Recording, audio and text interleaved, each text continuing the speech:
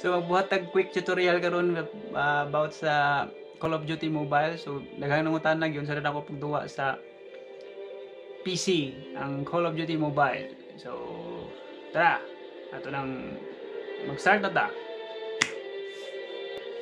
Bzz. Bzz.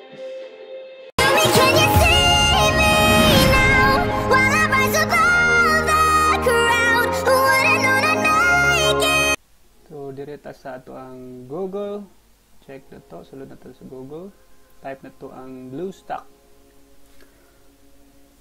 So muna itong application nga gamiton. So ito lang i-check ang BlueStack application player 4.2 to 0.0.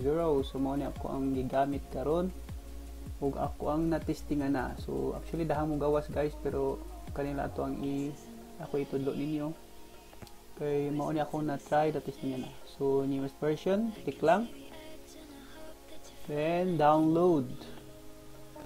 So kausa lang ninyo ni siya i-click ang download. So ako nakaduha nako, so duha ang download sa ubos. So kita niyo sa ubos. So okay ra na siya, i-delete na nato siya after. So check na to direct na download ba siya. Then naagid duha ka buok. So pwede na i-delete na nato siya dito siya. Then nato i-check sa folder. I-delete sa kuning usa. Then i-double click lang nato guys.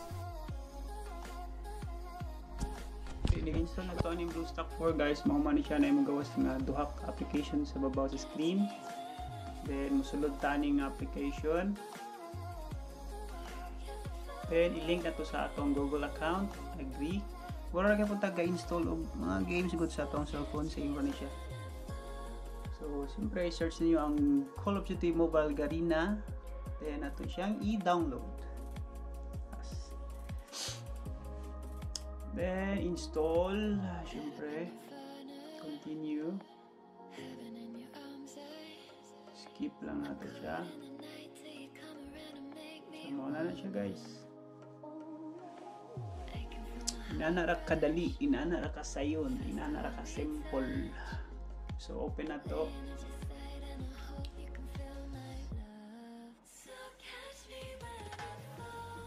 Then check na to sa iyang. So muna itong i-download ang Call of Duty Mobile. So i-click na to siya para makasulod sa game. Then pag next na nato na siya. Muna siya yung mga controller sa keyboard. So di na nato nahilabtan. As is lang na siya. So allow. Then man siya.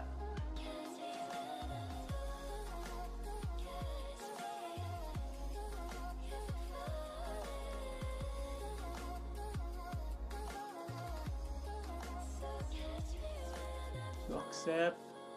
So ato ni siyang i-link sa atong Facebook para kung in case og magduwa tag laing gadget, automatic diretso na siya. So type na to atong number or atong Facebook account. Holy shit. Tine.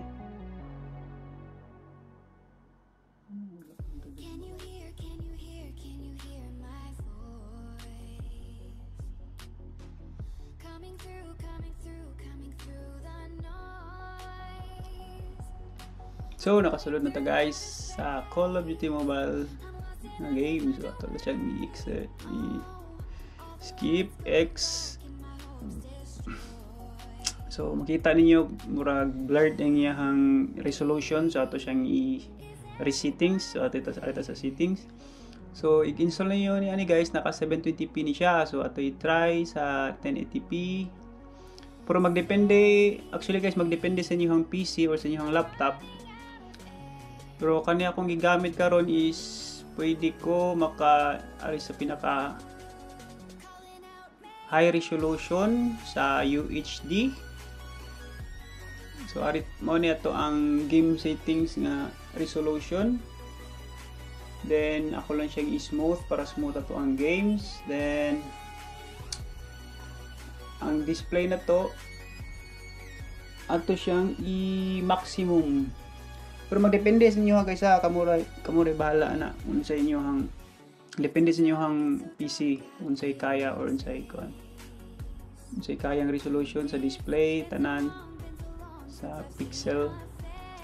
So kaya akong settings karon ang pwede ni sa ako ang PC nga gigamit. So smooth na ako da. Then after ani niya save para mas tinaw o klaro ang ato ang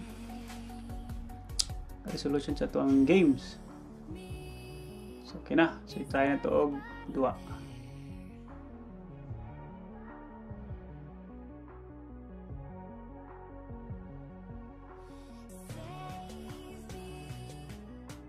Wow, nice resolution. Okay, try na to duwa.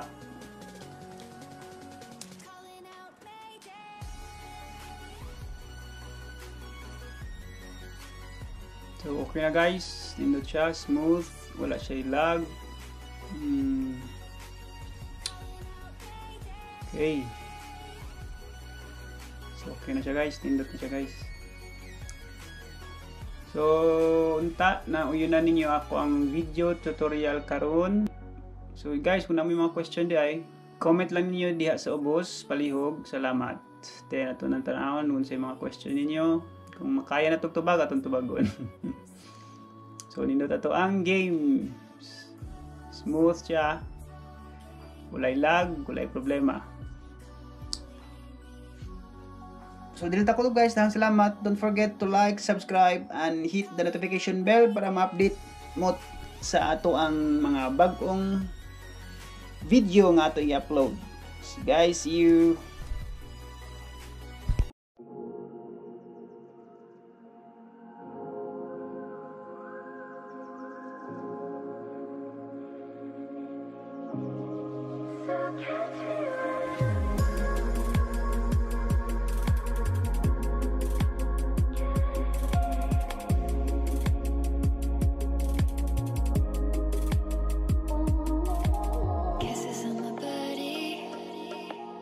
Whisper to me softly.